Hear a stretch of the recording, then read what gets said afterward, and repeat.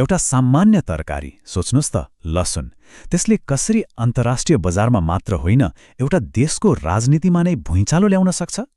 आज हामी यही रोचक विषयको गहिराईमा पुग्नेछौँ, जहाँ एउटा साधारण मसला कसरी ठूलो आर्थिक खेल र राजनीतिक परीक्षणको केन्द्रबिन्दु बन्न पुग्यो। ल, सुरुमै एउटा अचम्म लाग्दो तथ्याङ्क हेरौँ न।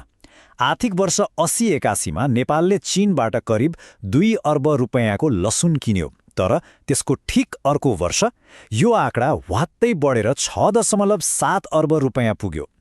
एकै वर्षमा 300% भन्दा बढीको उछाल। यो त साँच्चै अविश्वसनीय छ, होइन र? अब प्रश्न उठ्छ, के नेपालीले अचानक यति धेरै लसुन खान थालेका हुन् त? पक्कै पनि होइन। त्यसो भए यो सब लसुन गयो कहाँ? यसको पछाडिको असली खेल के हो? आउनुहोस् यही रहस्यको पर्दाफास गरौँ।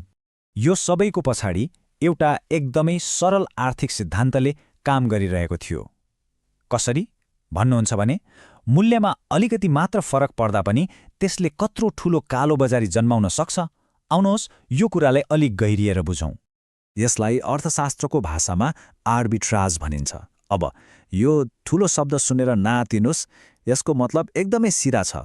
कुनै एउटा सामान एउटा बजारमा सस्तोमा किन्ने अनि तुरन्तै अर्को बजारमा लगेर महँगोमा बेच्ने। बीचको नाफा आफ्नो हो। लसुनको कथाको जड नै यही हो। ल, अब हेरौँ कथाका मुख्य पात्रहरूलाई। एकातिर थियो भारत, जहाँ 2080-81मा मुसलधारे पानीले लसुन खेती सखाप पारिदियो। माग उस्तै तर उत्पादन शून्य। परिणाम, लसुनको भाव आगो भयो, प्रति किलो 500 भारोसम्म पुग्यो।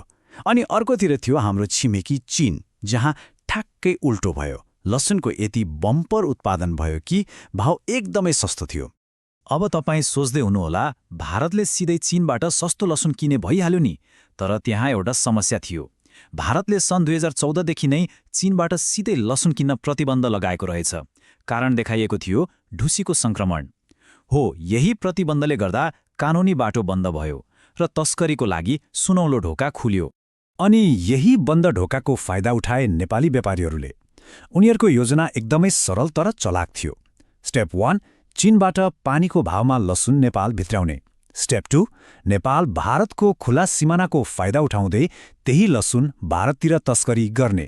अनि फाइनल स्टेप, भारतको महँगो बजारमा बेचेर प्रति किलो 12देखि 15 रुपैयाँसम्मको मोटो नाफा कुम्ल्याउने। तर भनिन्छ नि, कुनै पनि अवैध धन्दा सधैँ चल्दैन। यो सुनौलो अवसर पनि सधैँका लागि थिएन। आखिर यो नाफाको खेल कसरी र किन अन्त्य भयो त? हेर्नुहोस् है, घटनाक्रम कसरी अगाडि बढ्यो। 2080को अन्त्यतिर भारतमा भाउ आकासियो। त्यसपछि 2081 भरि नेपालले चीनबाट वात्तै आयात बढायो। तर जब यो खेल एकदमै बढ्यो, दुवै देशका सुरक्षा निकाय चनाखो भए।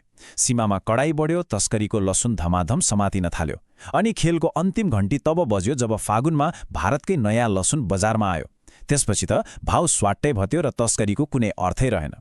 र यसको प्रमाण पनि छ। हेर्नुहोस् त, 2081को चैत मध्यसम्म आइपुग्दा चीनबाट हुने आयात घटेर जम्मा 1.7 अरबमा झर्यो। यो स्पष्ट सङ्केत थियो कि खेल अब समाप्त भइसकेको थियो। त्यो आर्बिट्राजको अवसर अब रहेन। लसुनको यो अवैध व्यापारले हाम्रो सीमा सुरक्षा र नियम कानुनको त परीक्षण गर्यो नै, तर ठ्याक्कै यही समयमा काठमाडौँमा एउटा अर्कै कथा चलिरहेको थियो। एउटा यस्तो कथा जसले देशको नेतृत्वको इमान्दारीमाथि नै गम्भीर प्रश्न उठाइदियो। अब हामी आर्थिक खेलबाट राजनीतिक नाटकतिर जाँदैछौँ, जहाँ कथाको केन्द्रमा थिए एकजना मन्त्री र उनको अप्रत्याशित राजीनामा। उनी थिए गृहमन्त्री सुदन गुरुङ र उनले पद सम्हालेको जम्मा 26 दिनमै राजीनामा दिँदै भने, मेरा लागि पदभन्दा ठूलो नैतिकता हो र जनविश्वासभन्दा ठूलो शक्ति कुनै हुँदैन। सोच्नुहोस् त, पदका लागि मरी हत्ते गर्ने हाम्रो राजनीतिमा यो भनाइले कत्रो ठूलो तरङ्ग ल्यायो होला।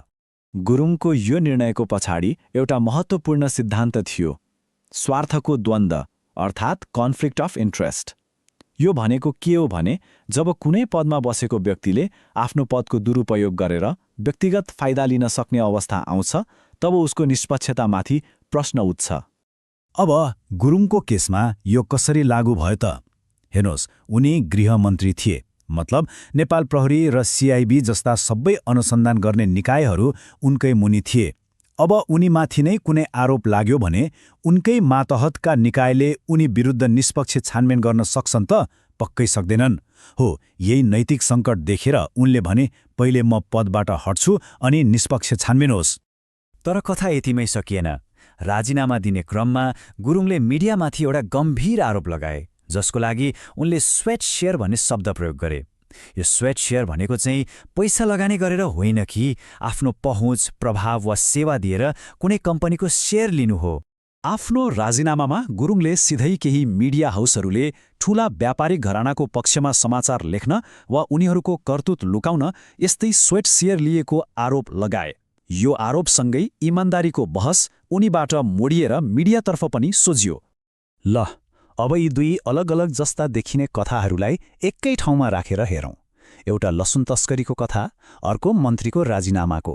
यी दुवैले मिलेर हाम्रो देशको एउटा ठूलो तस्बिर देखाउँछन्। लसुनको कथाले के देखायो भने जब बजारमा छोटो बाटोबाट ठूलो नाफा कमाउने अवसर देखिन्छ, तब मानिसहरू नियम, कानून, सिमाना केही पनि मान्दैनन्। यो आर्थिक अवसरको कथा थियो। अनि मन्त्रीको राजीनामाको कथाले के देखायो भने सार्वजनिक पदमा बसेपछि इमान्दारी र नैतिकताको पनि परीक्षण हुन्छ। यो राजनीतिक जवाफदेहिताको कथा थियो। नयाँ सरकारको लागि त यो घटना एउटा ठूलो परीक्षा नै बन्यो। एकातिर मन्त्रीको राजीनामाले सरकार जवाफदेही छ भन्ने सन्देश दियो, जुन राम्रो कुरा हो। तर अर्कोतिर गृह मन्त्रालय जस्तो महत्त्वपूर्ण ठाउँ खाली भयो। अब सरकारको लागि सबैभन्दा ठूलो चुनौती के हो भने यो प्रकरणमा साँच्चीकै निष्पक्ष र पारदर्शी छानबिन गरेर देखाउनु। र अन्त्यमा एउटा प्रश्नमा आएर यो कथा टुङ्गिन्छ। जब यसरी अवैध तरिकाले पैसा कमाउने अवसरहरू अगाडि आउँछन्, तब खासमा परीक्षा कसको भइरहेको हुन्छ? नियम तोड्ने व्यापारीको, नियम पालना गराउने सरकारको, वा यी सबैलाई निगरानी गर्ने मिडिया जस्ता पहरेदारहरूको? सायद यो परीक्षा हामी सबैको हो।